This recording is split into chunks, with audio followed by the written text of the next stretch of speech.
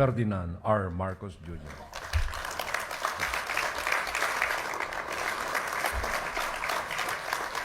Thank you, Executive Secretary Chief Luke Bersamin. Please be seated. The Senate President Chis Escudero, and the honorable members of the Senate, the House Speaker, Speaker Martin Romualdez, and the honorable members of the House of Representatives, distinguished members of the Diplomatic Corps, Budget and Management Secretary Amina Pangandaman, and the honorable members of the Cabinet, fellow workers in government, ladies and gentlemen, distinguished guests, good morning at magandang araw sa inyong lahat at isang mainit na pagtanggap dito sa Malacanang Palace. As we embrace the holiday season with the joy of Christmas filling our hearts and the new year inspiring hope and new possibilities, we are reminded that it is also a time for reflection and for resolve. Just as families use this time to plan for the year ahead, so too must government dedicate ourselves to fortifying the foundation that we have laid down for a better future for the country. On this day that we honor our national hero, we enact the 2025 General Appropriations Act. And through this measure, the dreams of our heroes are realized by a nation birthed by their sacrifices. This budget reflects our collective commitment to transforming economic gains into meaningful outcomes for every Filipino. It is designed not just to address our present need, but to sustain growth and to uplift the lives of generations that are yet to come. In the first 2 years of this administration, we focused on creating the foundation for an inclusive, sustainable, and resilient Philippines. From targeted reforms to strategic investments, we ensure that our progress is felt in the daily lives of every Filipino.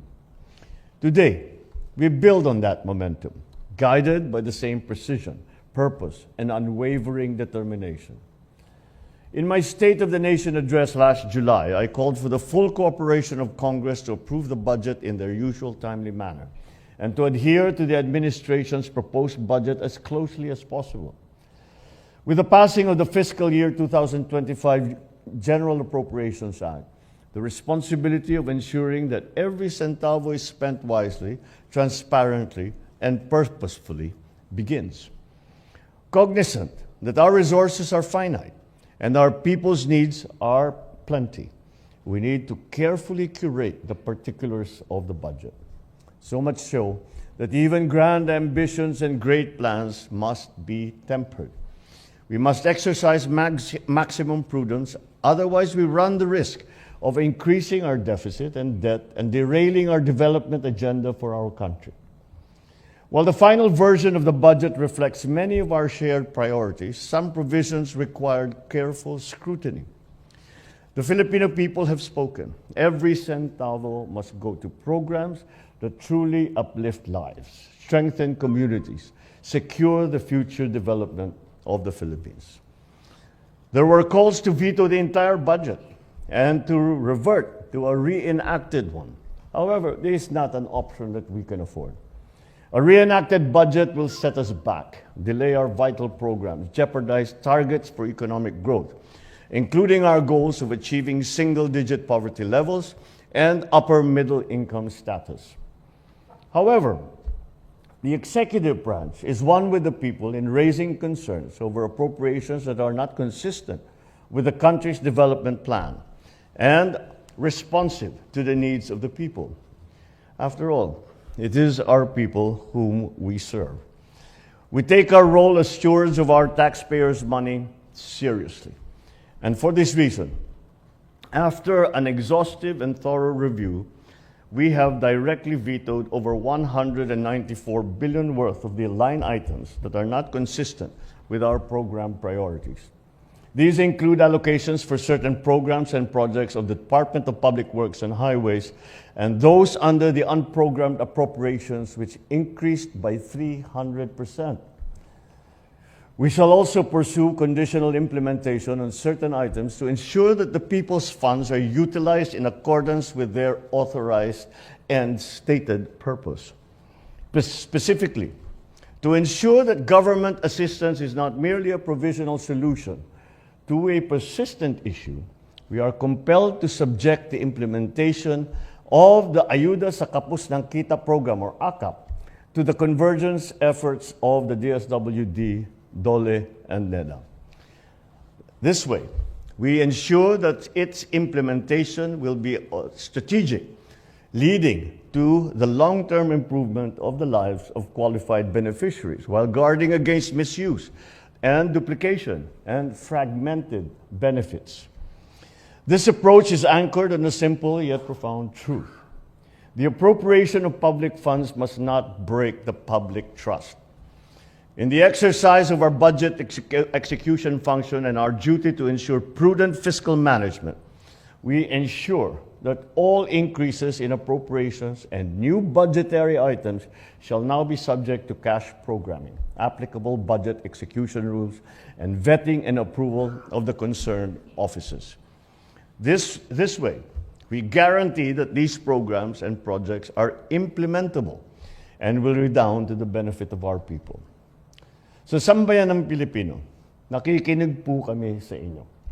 Salamat po sa inyong pagkilatis sa ating national budget at sa pagpuna sa kaibahan ng isinumite ng Kongreso sa President's proposed budget. Kaya naman po, kahit Pasko, kaming lahat ay nagtrabaho upang pag-aralan ito. Ito po ang ipapasang General Appropriation Act ngayon. Kasama na ang mga veto ay resulta ng aming pagdinig sa inyong tugon. Nakakaasa naman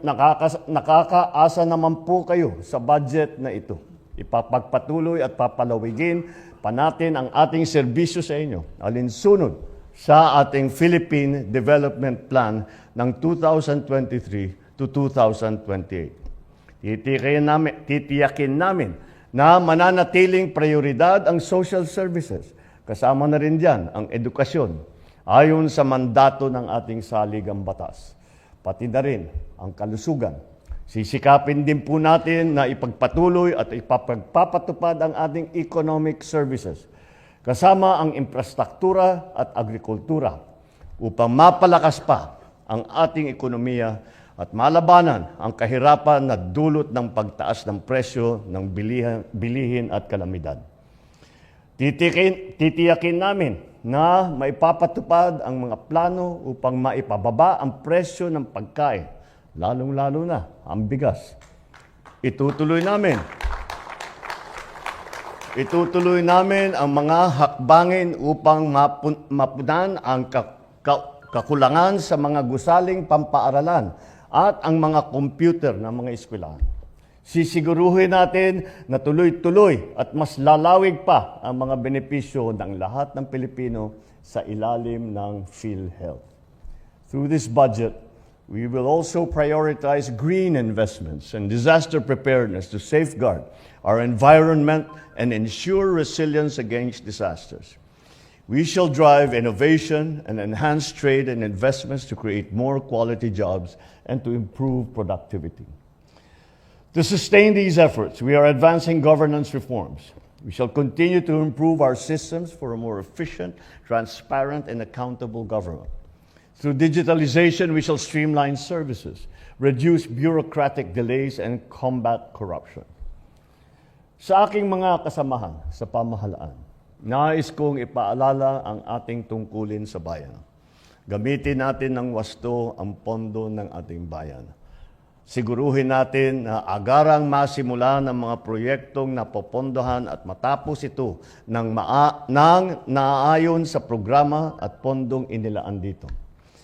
So as we close this year and step into a new chapter, let us remind ourselves of our shared responsibility. Nation building is not the work of government alone. It is a partnership that we make with every single Filipino.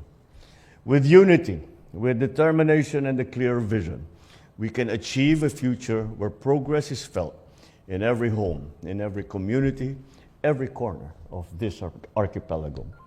Together, let us build a bagong Pilipinas, a nation of genuine and shared prosperity. Maraming salamat sa inyong lahat At siguro maaari pa rin bumati ng maligayang Pasko at masaganang bagong taon. Maraming salamat sa inyo lahat at magandang umaga sa inyo. Thank you, Mr. President. At this point, may we request the President to kindly grant us a photo opportunity. May we request all our guests to please rise, gather in the middle, and come a bit closer for the group photo.